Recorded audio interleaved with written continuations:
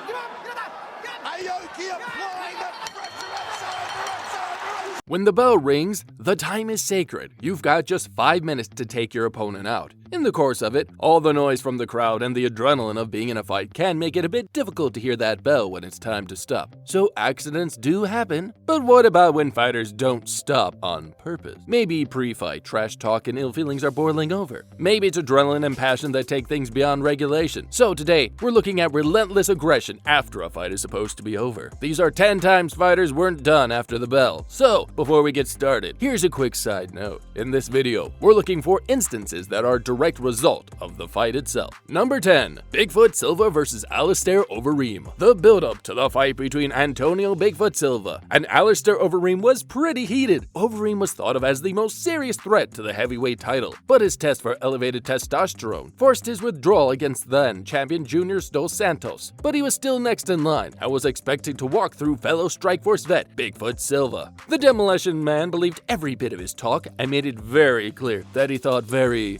little of his opponent, proudly declaring him as a stepping stone. So, hands down, OVEREEM showed a man in front of him just zero respect. So, BIGFOOT was more than happy to teach him a valuable lesson in the third round, as he violently finished his overconfident opponent, seemingly propping his limp body up with the blows. Only that wasn't enough. BIGFOOT stood over the Dutch kickboxer and continued to yell sweet nothings. Herb Dean quickly moved in to separate the two, yet BIGFOOT broke away to continue taunting over him. He was still completely dazed and out as the world watched in shock. Number 9. Jorge Masvidal vs. Ben Askren. Ben Askren's entrance into the UFC was accompanied by insults for nearly the entire welterweight division, with one target being Jorge Masvidal. Throughout the entire build-up, the two would trade insults, arguably getting the better of them, and more laughter from the fans as well. Those laughs in Askren's favor would abruptly end, as Masvidal set a record for the fastest KO in UFC history, landing a flying knee that would send the previously undefeated 19-0 wrestler out cold in just 5 seconds. As the stunned T-Mobile Arena watched, Masvidal wasted no time landing super necessary punches on his seemingly corpse opponent and transitioning to one of the most outrageous, disrespectful, yet entertaining post-fight celebrations of all time. Verbal taunts, cheek slapping, brutally imitating his rival full to the floor. But he didn't stop there. At the post-fight press conference, he continued throwing darts at his fallen foe, even threatening to slap him in Whole Foods. Is anything sacred anymore? Number 8. RENATO BABALU SOBRAL vs. David Heath. This UFC 74 bout would mark the last time that SOBRAL would fight for the UFC, despite being one of the perennial top names in the then glamour division of light heavyweight. That's because after staining the floor with Heath's blood with heavy blows from the top, SOBRAL's Brazilian Jiu-Jitsu black belt came in handy to sink in an anaconda choke. So he tapped, but the choke was held just as tight. While the fight is supposed to continue until the ref stops it, Babalu simply ignores those instructions, even while looking Steve Mazzaghetti in the eye while doing so and putting Heath to sleep. During his post-fight interview, SOBRAL made it very clear that he intentionally held the choke pass regulation to teach Heath a lesson in respect for calling him an unrepeatable name during the weigh-ins. Speaking to the Las Vegas Review-Journal later in the fight, Babalu would then double down even further, saying he didn't care about the crowd booing and further justified his actions. Neither the UFC nor the Nevada Athletic Commission would sympathize with SOBRAL's vigilantism, and he was fined $25,000, and Dana White would swiftly announce his release from the organization. Number 7. Paul Daley vs. Joe KOSCHECK. Tough veteran Joe KOSCHECK made a habit out of getting under people's skin. George St. Pierre, Chris Leben, and even Tito Ortiz have all been antagonized by the NCAA wrestling champion. Paul Daley was no exception. Joe KOSCHECK predictably took the path of least resistance instead and fought with a controlling ground game. Joe KOSCHECK didn't let up on the trash talk during the fight, even faked absorbing an illegal knee to the head. He later admitted to ESPN that he taunted Daley about his speed, and even spent the last minute at the round whispering sweet lovely things in his ear. When the final horse sounded, Daley's frustration just boiled over as he went after KOSCHECK with his back turned and threw a left hook and a blatant sucker punch. Dana White Wood infamously booted the UK power puncher out of the UFC for good as a result of the foul. A grudge rematch teased between the two enthusiasts made its way to Bellator, but after a lengthy losing streak and a lackluster debut in Bellator, he opted to retire instead. Number 6. Joe Riggs vs. Nick Diaz. When these two met at UFC 57, nothing really unusual happened. Riggs won a unanimous decision and was very complimentary of his opponent after the scorecards were read, and the two even exchanged handshakes. but somehow things between them ran cold after leaving the arena, culminating in an impromptu fourth-round battle in the hospital. While they were receiving medical treatment, Riggs, complete with an IV attached, walked by Diaz's room when the two exchanged words. According to Riggs, Diaz sucker punched him, dropping to one knee and knocking out a tooth. In response, Riggs clenched Diaz and unleashed knees and elbows until he hit him from behind. The way Diaz tells it, he only threw one punch when Riggs approached him after walking to his side of the hospital to talk trash. He goes on to say that he repeatedly punched Riggs, while he unsuccessfully attempted a single leg takedown. The differing stories include Riggs' IV falling out, causing a horrific spray of blood, and both men falling into the hospital equipment, knocking over trays and eventually falling into a linen closet, and hospital security breaking up the fight, and the police humorously letting them go because they were fangirling out. Number 5. ROUSIMAR PALHARES. We could probably do an entire video based solely on the misadventures of ROUSIMAR PALHARES. His uncanny ability to find leg locks and love of submissions always seemed to cause trouble. However, first, there was a master of all who injured with a vicious heel hook for far too long, burning Palhares' suspension for 90 days, since slaps on the wrist would hardly do anything. Palhares would later repeat the offense against Mike Pierce, once again an extended heel hook. This time, the UFC took action by sending him his walking papers. Soon after, he rebounded in a World Series of Fighting, where he won the Proposition's worldweight strap and successfully defended it. But after catching Jake Shields, the former Strikeforce champion tapped, when once again Palhares held on long after the tap. Shields responded with his own post-fight punch. After the fight, Shields also accused him pretty convincingly of eye gouging. Ultimately, the NSC suspended Palhares for 2 years, fined him $40,000 for the habitual infraction, while he was stripped of his title and fired by the WSOF. Then, WSOF Vice President Ali Abdel Aziz called him mentally unfit to compete, while a star-studded cast of Ray Sefo, Magazzini, who saw the bout, and Big John, who ironically was called in as a witness in support of Palhares, all testified against him in the commission hearing. Number 4. RENZO GRACIE versus Ben SPIJKERS. Way back in 1995, Brazilian Jiu-Jitsu expert and lover of extracurricular violence, RENZO GRACIE faced Dutch Olympic medal winning judoka Ben SPIJKERS in the first round of the event one-night tournament. According to Gracie, SPIJKERS greeted him at the weigh-ins with insults as they squared off, which was followed by a non-stop barrage of prank calls allegedly from his camp to disrupt Renzo's sleep. So, when it was fighting time, the Brazilian was extra motivated to get the better of his opponent. And in just over 2.5 minutes, Renzo forced SPIJKERS to tap out due to a collar choke, but crazily went unsatisfied with this sanctioned revenge. Cecil Peebles, yes, that Cecil Peebles, attempted to break the two up after the tap, and Renzo wasn't exactly eager to let go. To be frank, SPIJKERS went limp as people were struggling to make Renzo release his grip. Still not satisfied, Gracie kicked him as he was pulled away. If that was bad enough, he then walked on the back of SPIJKERS' neck as he remained unconscious. Boos rained down afterward while the commentary team expressed their outrage, while Renzo tried to make a half-hearted attempt at appearing sportsmanlike, but the crowd had none of it. Number 3. SOKOUDJOU versus John NORTJE. A Dream 9 pride and UFC vet, SOKOUDJOU and South African kickboxer Jan NORTJE respectively met to kick off the first round of the Super Hulk tournament. Despite the enormous size difference, the fight was over very, very quickly. And almost immediately, SOKOUDJOU went in for the kill, followed by blistering ground and pound. NORTJE couldn't regain his composure, as hard shots compelled the ref enough to stop the fight. Apparently, SOKOUDJOU hadn't done enough in his mind, so he just kept hammering away as if a man possessed. The ref had to further physically commit himself to the stoppage by leaning over NORTJE, and was rewarded by his efforts by receiving a punch from SOKOUDJOU that finally made him realize he had to stop. For obvious reasons, NORTJE's corner, including kickboxing legend and current head of PFL, Ray Sefo, took issue with his level of enthusiasm and had to be restrained by ringside officials. Surprisingly, the only reason given by SOKOUDJOU after the fact wasn't a gradual personal beef with his opponent, but simply his desire to claw himself out of a two-fight skid. He didn't even care whom he was fighting at the moment. NORTJE was just in his way. Poor dude. Number 2. MATTHIAS FREDRICK versus ASWAD versus Leon Roberts. Herb Dean, Big John, McCarthy, and Mike Beltran owe a large part of their notoriety as standout referees, so their time spent as students of combat disciplines or even competing in a mixed martial arts, direct experience, knowledge of positions and techniques make a massive difference. At an amateur fight UK event, Leon Roberts would show another benefit to having a seasoned martial artist be the third man in the cage. Towards the end of the opening round, between MATTHIAS FREDRICK versus ASWAD, Frederick knocked ASWAD out cold with a left hand, and Robert immediately moved in to stop it. Even with Roberts coming between the two two men, Frederick just kept punching as ASWAD remained helpless, with Frederick showing no signs of slowing down the assault. Roberts quickly took Frederick's back, got in hooks, and threatened with a rear naked choke. The winning fighter was subdued quickly, while Roberts' quick thinking and submission skills stopped a bad situation from potentially being much